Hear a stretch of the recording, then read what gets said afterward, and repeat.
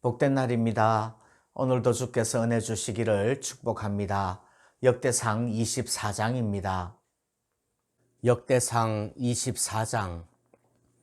아론 자손의 계열들이 이러하니라. 아론의 아들들은 나답과 아비후와 엘르아살과 이다말이라.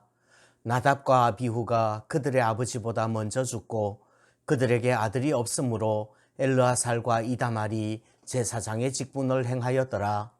다윗이 엘르아살의 자손 사독과 이다말의 자손 아히멜렉과 더불어 그들을 나누어 각각 그 섬기는 직무를 맡겼는데 엘르아살의 자손 중에 우두머리가 이다말의 자손보다 많으므로 나눈 것이 이러하니 엘르아살 자손의 우두머리가 16명이요 이다말 자손은 그 조상들의 가문을 따라 8명이라. 이에 제비 뽑아 피차에 차등이 없이 나누었으니 이는 성전의 일을 다스리는 자와 하나님의 일을 다스리는 자가 엘르아살의 자손 중에도 있고 이다말의 자손 중에도 있음이라. 레위 사람 느다넬의 아들 서기관 스마야가 왕과 방백과 제사장 사독과 아비아달의 아들 아히멜렉과 및 제사장과 레위 사람의 우두머리 앞에서 그 이름을 기록하여 엘르아살의 자손 중에서 한 집을 뽑고 이다말의 자손 중에서 한 집을 뽑았으니 첫째로 제비 뽑힌 자는 여호야립이요 둘째는 여다야요 셋째는 하림이요 넷째는 스오림이요 다섯째는 말기야요 여섯째는 미야민이요 일곱째는 학고스요 여덟째는 아비야요 아홉째는 예수아요 열째는 스가냐요 열한째는 엘리야십이요 열두째는 야김이요 열셋째는 훗바요 열넷째는 예세브압이요 열다섯째는 빌가요 열여섯째는 임멜이요 열일곱째는 헤실이요 열여덟째는 핫비세서요 열아홉째는 브다히야요 스무째는 여헤스겔이요 스물한째는 야긴이요 스물두째는 가물이요 스물셋째는 들라야요 스물넷째는 마아시아라. 이와 같은 직무에 따라 여호와의 성전에 들어가서 그의 아버지 아론을 도왔으니 이는 이스라엘의 하나님 여호와께서 명하신 규례더라. 레위 자손 중에 남은 자는 이러하니 아므람의 아들들 중에는 수바엘이요 수바엘의 아들들 중에는 예드야며 르하비아에게 이르러는 그의 아들들 중에 우두머리 이시아요 이스할의 아들들 중에는 슬로못이요 슬로못의 아들들 중에는 야하시요 헤브론의 아들들은 장자 여리야와 둘째 아마랴와 셋째 야하시엘과 넷째 여가므함이요 우시엘의 아들들은 미가요 미가의 아들들 중에는 사밀이요 미가의 아우는 이시야라 이시야의 아들들 중에는 스가랴이며 므라리의 아들들은 마흘리와 무시요 야하시아의 아들들은 브노이니 므라리의 자손 야하시아에게서 난 자는 브노와 소함과 삭굴과 이브리요 마흘리의 아들 중에는 엘르아살이니 엘르아살은 아들이 없으며 기스에게 이르러는 그의 아들 여라므엘이요 무시의 아들들은 마흘리와 에델과 여리못이니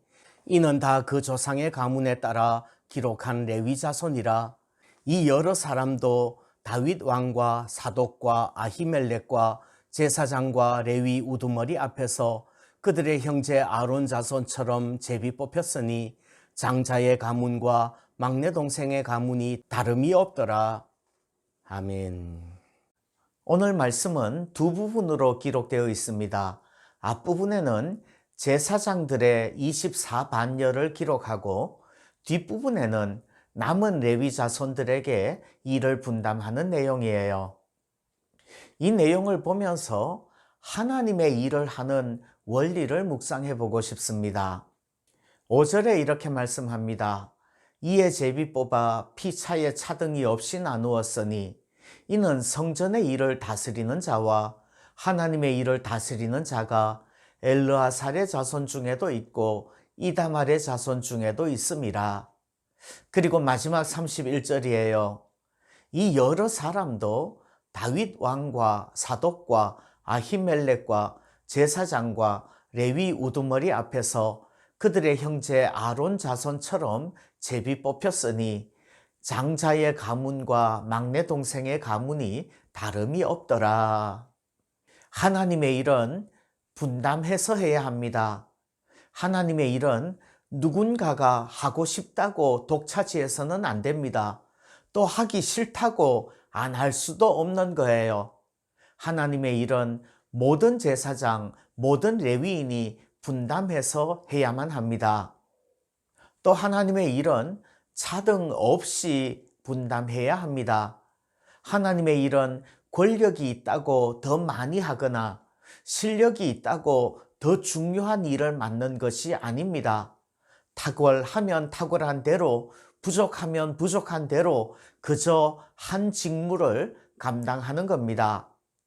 어떤 특별한 절기가 들어있는 중요한 기간의 직무를 맡겠다고 욕심을 부릴 수도 없는 거예요.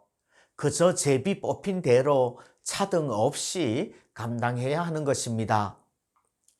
어쩌면 부족한 사람은 그냥 쉬고 탁월한 사람이 더 중요한 직무를 더 많이 감당하는 것이 효율적일 수도 있어요. 그러나 하나님의 일은 그저 모든 구성원이 제비 뽑아 피차에 차등 없이 분담해서 하는 겁니다. 그렇게 함으로써 하나님의 일은 내 능력으로 하는 것이 아니라 하나님의 은혜로 되는 것임을 고백하게 될 것입니다. 오늘도 겸손하게 하나님 앞에 무릎 꿇는 복된 날 되시기를 축복합니다.